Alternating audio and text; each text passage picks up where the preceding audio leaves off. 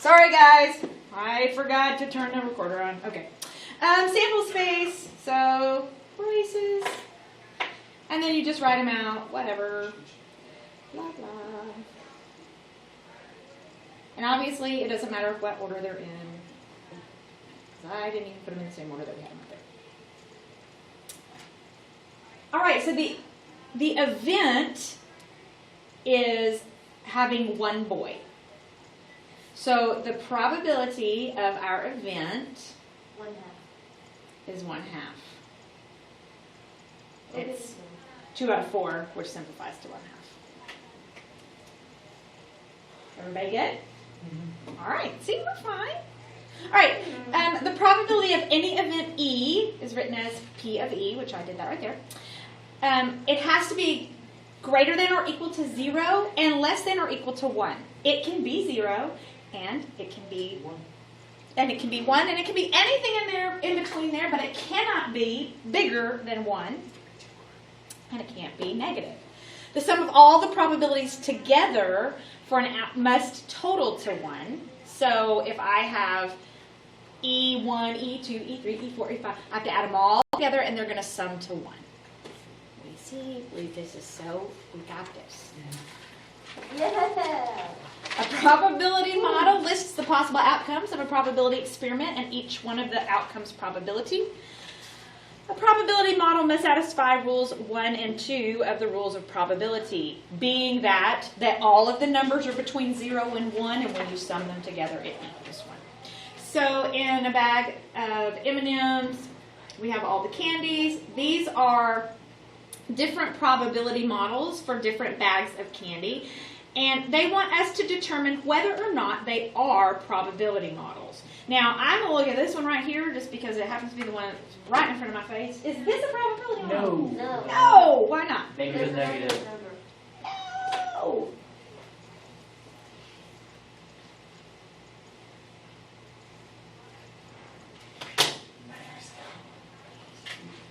Okay, so did somebody add them already? Mm-hmm. Which one? Did you do this one? The top one? I did all 3. And none of them are? The top one is. Oh, this one is? Is.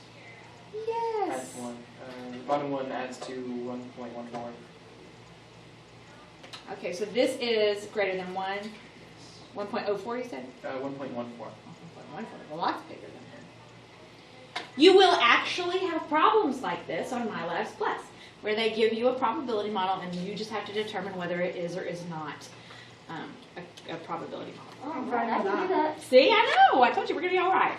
All right, for your information, if the event is impossible, then it has a probability of 0. If the event is certain and definite, then it has a probability of 1. An unusual event is an event that has a low probability of occurring. Less than 5% or 0.05. So, and I think that, but I will check MyLabs Plus, but I'm almost positive that we're going to still use 0.05. But it's possible that MyLabs Plus might, on a problem, tell you that the unusual event is determined by 0.02 or something. They can determine that if they want to. We use 0.05, that's what's used most common, but they can change that if they want to. All right, there are different, we talked about this last semester, there are different probability approaches. There's empirical and classical and subjective, and there's all these different probability approaches. So the first one we're going to talk about is the empirical approach. It's the one you're most familiar with. The probability of an event E is approximately the number of times event E is observed divided by the number of repetitions of the experiment. So the probability is the relative frequency of E, so that's why it's the wavy lines. It's the number that what we want to happen over the total number of trials. So there's this game, this is a real life game. Pass the Pigs is a Milton Bradley game in which pigs are used as dice. There they are right there. Points are earned based on the way the pig lands. There are 6 possible outcomes when one pig is tossed. A class of 52 students rolled pigs 3,939 times. The number of times each outcome occurred is recorded in the table at right. Now, before we look at our table and answer these questions, if we're tossing one pig, there's 6 possible outcomes, and they're listed right here. Side with the dot, side with no dot, razorback, trotter, snouter, leaning jowler. Those are your 6 possibilities. Your theoretical probability is that each one, it's a 1 out of 6 chance. Every time I pick up the pig and throw it again, I have a 1 out of 6 chance. That's theoretical probability. Empirical probability is when we've actually performed the experiment and we have actual data. So we know they told us, and I'm assuming that they're correct, that there's 3,939 total, that the total frequency is 3,939, because that's what they said right there. If you made us do that, I think you Roll pigs? Yeah, like almost 3,000 times. That's a little, although it would be kind of fun.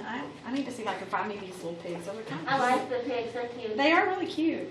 And I always say I'm going to do it with my skew dice, and then I never get around to it because I just never have time. Okay, so probability of side with no dot.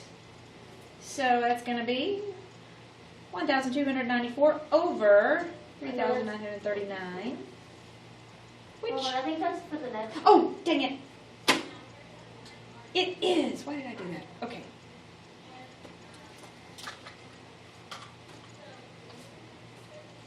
I was too busy looking at the cute little pigs. I looked at the wrong line. Okay, there we go.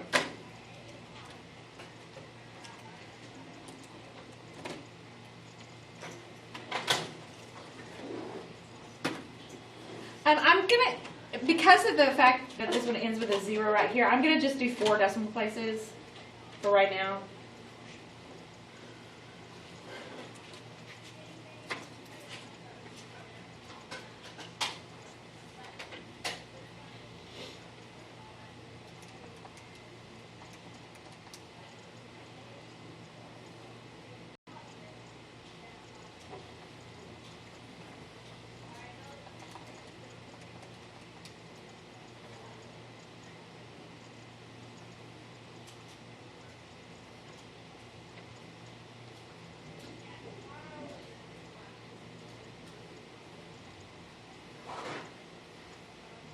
Why do you think rolled pig's such a weird number? I bet they did it. I bet it was like in a class period, and I bet is when class was over, they were like, "Okay, stop," and they just totaled it all up. Miss Bynum, Julia might not want to do this, but I could go for a class period of rolling pigs. I mean, that's true, that's true. If that's all we're doing, If we, then- like, what kind of assignment grade can we get for rolling pigs? That yeah, would be. yeah, exactly. Like, if we find Especially if these it's a test grade. things- yes, Yeah. I'm good with that. me too. The pass the pigs test grade. Yes. That'd be fun. You know, that would really boost our grades. Extra credit. Yes. I would stay after school and do this if I got extra credit. I'm fascinated by the fact that this is a game. Like, who thought, let's make little pigs, and it's just really funny. Now I'm gonna have to see if we can find it online. I know, I am too. What are I'll the stay after like versions school. of it? Like a cow? Yeah, Like oh, that'd chicken? be kind of cool. We Like could rubber Got a whole have barnyard. a whole, yeah, we could roll a barnyard. Did anybody total them and make sure they total 1? No. Is it possible that it might not total 1? Yeah, because like the round. I was rounding, but I think I was rounding my numbers pretty well, so it should total 1, but it might just be real close. There's not much I won't do for extra credit, so Yeah, it totals 1. Yay! Thank you.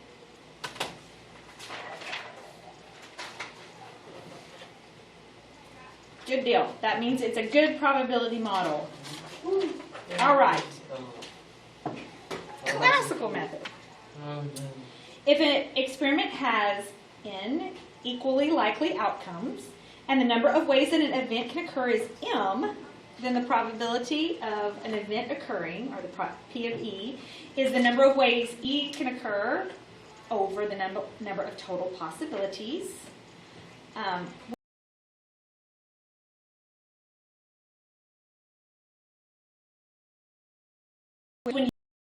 not done an experiment. So this is when, again, we're using theoretical probability. No experimentation has been done yet. So let's look at number 1. Suppose a fun-sized bag of M&Ms contains 9 brown candies, 6 yellow candies, 7 red candies, 4 orange candies, 2 blue candies, and 2 green candies. Suppose that a candy is randomly selected. What is the probability that it is yellow? This one. Okay, add them all up first. Yeah, add them all up. 15, 22, 26. Oh, wait. Why didn't I just tell us that? Okay. Yellow. So, probability that it's yellow. So I'm going to put probability, and I'm going to put P of Y.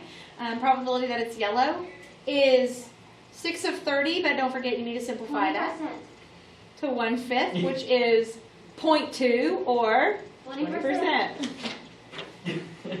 What's the probability that it's blue? I like this kind of I'm going to put BL because there's also brown. So it is 2 out of 30, which is 1 out of 15.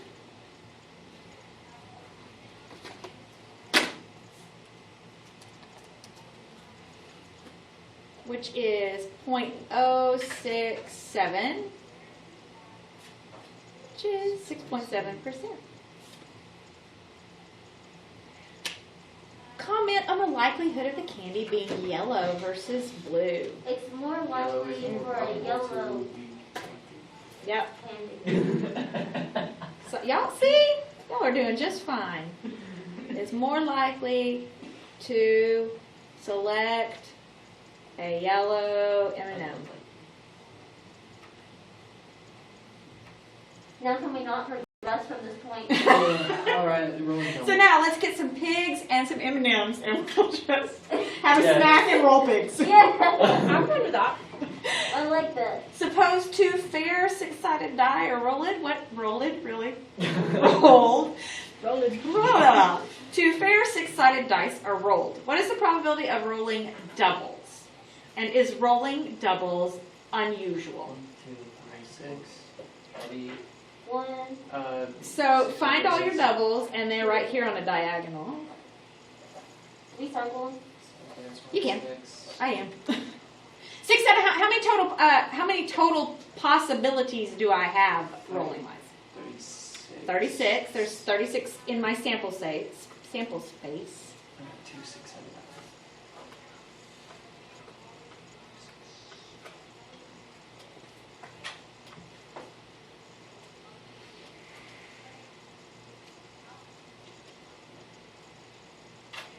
Okay, so my sample space has 36 possible outcomes, and 6 of those outcomes are doubles.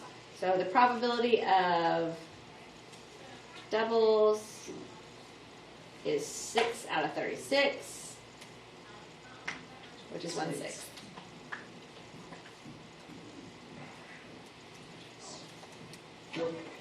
Is that unusual? No, it's not that unusual. Not really. Not. I mean, if you're playing a game, you feel like it's unusual, but 17%—that's really not all that unusual, and it's definitely not unusual by definition. Not unusual. Oh. Unusual has too many U's in it. Yes. Every time I write it, I'm like, is that right? This Is this like every other letter? Yeah, it just Normally looks they don't weird. have vowels. This is weird. Unusual. Like when we first learned, you didn't have 2 vowels together without like 2 in between, 2 letters in between. Does anyone else remember that? Or Well, because when you first start learning, you learn consonant, vowel, consonant, like little words like cot and bat and bed, and it's consonant, vowel, consonant. And then they don't give you those diphthongs and what do they call those other things that tell you older, better. All right, suppose a card is drawn from a standard 52 card deck. What is the probability of getting a heart? 1. Yes. Good job, Jackson. Way to carry the team. I'm actually going to write out there are 13 hearts out of 52, and that simplifies to 1/4. It's also, the hearts are a quarter of the deck, so whatever. What's the probability of getting an ace? It's the same. Oh, Wait, no, just No. 4 4 out of Oh, okay. 52. 4 out of It'd be 52, 7.7. Yeah. which is 1/13th, right? Isn't that right? Is that how that works? I don't I know. think so. Which is 7. What is the probability of getting an ace of hearts? 1 over 52. 1 over 52. I like this kind of probability. See, y'all, we're doing great. So I'll write this down. This is 25%. This is 7.7%.